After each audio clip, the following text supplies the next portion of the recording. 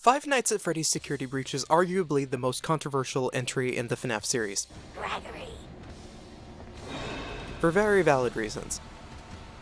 It's a buggy mess, the story's a mess due to the series creator thinking it was a good idea to not tell the studio working on the game the full story during development. It severely missed the potential it had, and the pandemic certainly didn't make the development cycle any better. But the end product is a largely imperfect but incredibly fun game. It is also my favorite game, so I'm very partial to it. Keep in mind if you see some bias showing.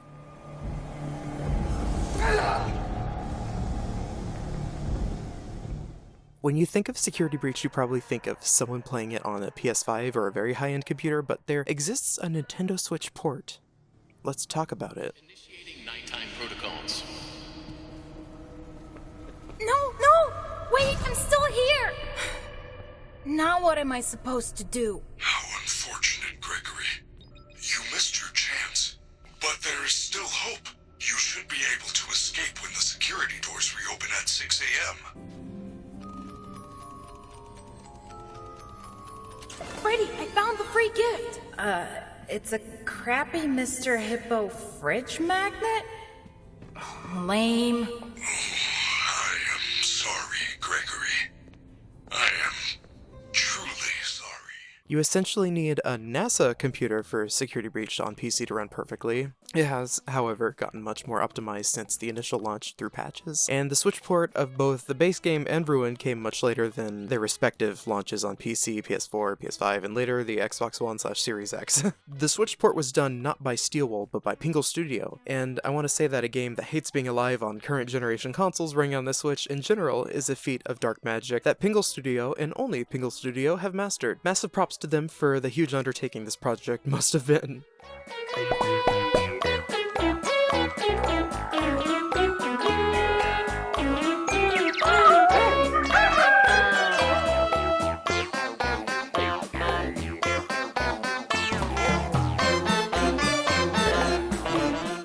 Hit the appropriate button.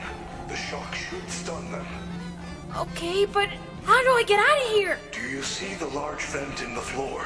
You are probably standing right on top of it. The bare minimum specs for Security Breach to function at all on PC are 8GB of RAM and at least a GTX 1050 Ti, which will make the game perform at the bare minimum. The Nintendo Switch only has 4GB of RAM and is weaker than most modern smartphones in power. This port had everything going against it, but the experience is surprisingly okay.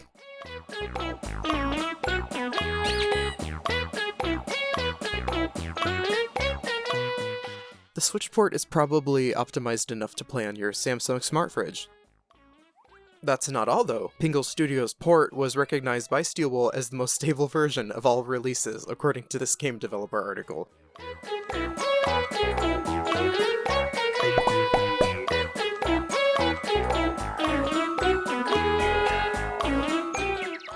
Getting something out of the way real quick, the launch version of the Switch version did not perform as well as it does now. They apparently injected some more dark magic for the Ruin update. The visuals have increased significantly. If you've seen Backseat Gaming or Astrospiff's stream of the launch Switch version, then the expectations are probably in hell. It still has texture issues, which I will cover later. There are still a lot of agonizingly long load times and stuttering between large areas, but it's much better handled than expected. The port runs on par, if not better than the PS4 and Xbox One versions of the game, which is a very low bar, but I gotta give the Switch its flowers. The frame rate is locked at 30 frames per second, which will cause Gamer Bros an aneurysm. Not a problem for me personally. The biggest problem is that it dips and stutters below 30 frames per second in the bigger areas and hallways connecting to bigger areas. You might want to take your time and walk. If you're running through winding corridors, the game freezes in like 6 different places with the healthy loading indicator working overtime. To its credit, the Switch is 8 years old at this point and is simply incapable of loading any faster. It will also run the Switch a little warm, the fans will kick on, but it's only exasperating in handheld mode. The best experience would be docked mode since it performs better. All clips used in this video, however, were recorded under the worst case scenario, which is handheld mode. The Switch controllers might also play a factor in your game experience, since Joy-Cons are about as controversial as Security Breach. As a veteran player myself, it's something that took me a while to adjust to. I've always played with a controller though, so it was much less of a daunting transition than with keyboard players.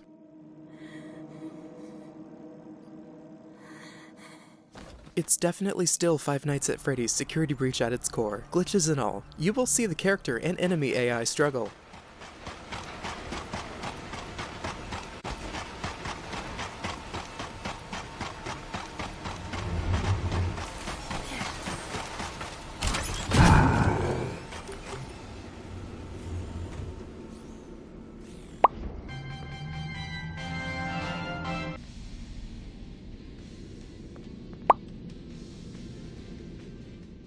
You will see animatronics clip through doors in the environment.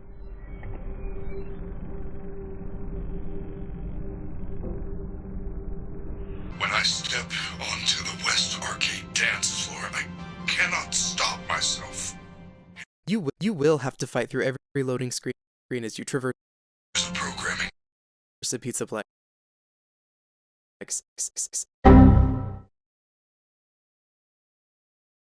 bug.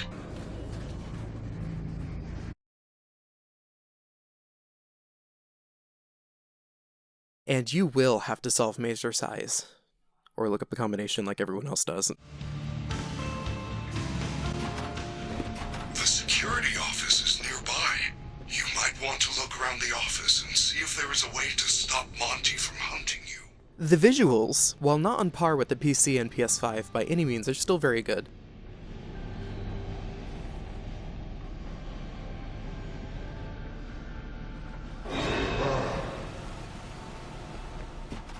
The reflections on the floors look nice, the environment is still an incredible experience to wander around. The overall lighting is superb, just like the PC version. The game developer article mentioned earlier details many optimizations they made for the game, including all the lighting. I'll leave the full article in the description if you are interested. Gregory, my systems are failing. Go to the sound booth on the 3rd floor balcony. Run the performance program on that disc, then meet me back on the stage. Please hurry. You do not have much time. It is almost the end of the hour. I will wait here. Things around the Pizzaplex are lower poly, which makes it look more like a GameCube game. I'm not gonna lie, I kinda dig it as a 2000s Nintendo kid. The only real problem would be the textures from a distance, as they get really compressed and blurry the further away you get from them.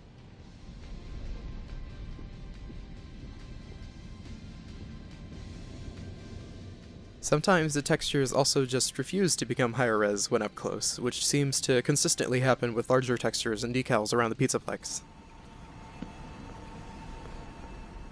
I got used to it, but the blurred faraway textures can potentially hurt your eyes. But the fact that it's running on 8-year-old hardware that has no business running a game this big is something that cannot be overstated. The lighting is gorgeous. Again, the environments are so pretty. Pingle Studio popped off and it shows.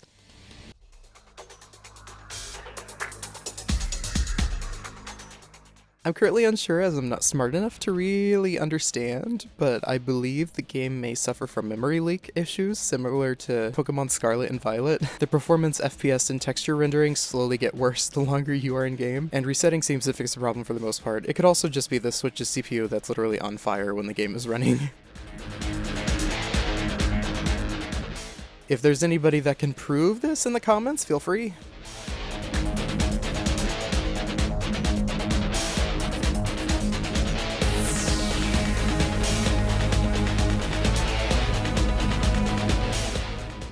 Fazcams are often confiscated in Monte Golf, but you will need a party pass to open one of those attractions.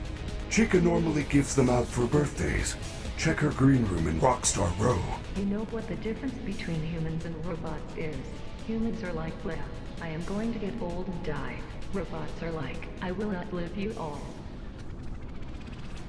What a great audience. Overall, I'm impressed at the technical marvel that is security breach on the Nintendo Switch. It's most certainly the most convenient way for any average person to play this game. Most people have a Nintendo Switch due to it being the premier 2020 pandemic console. The Switch Lite is also cheap, and security breach on Switch is usually on sale for like $30, so I'd say go for it. If you're a fan of Five Nights at Freddy's and cheeky, campy horror stealth games, then you will enjoy this. If you want the game to look prettier and above 30 frames per second, I'd suggest the PC or PS5 versions. It runs fantastically on the Steam Deck as well. Now, for my first trick, I will pull a rabbit out of my hat. No rabbit found.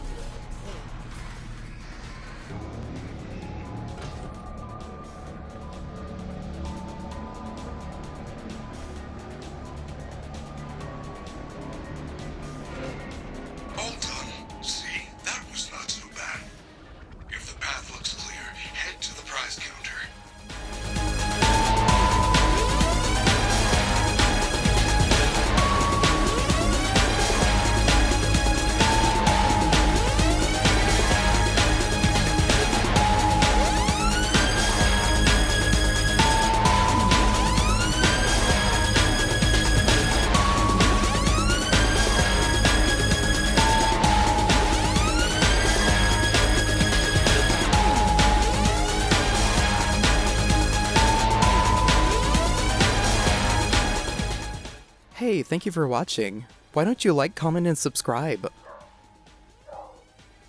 Oh my god, my dog is barking.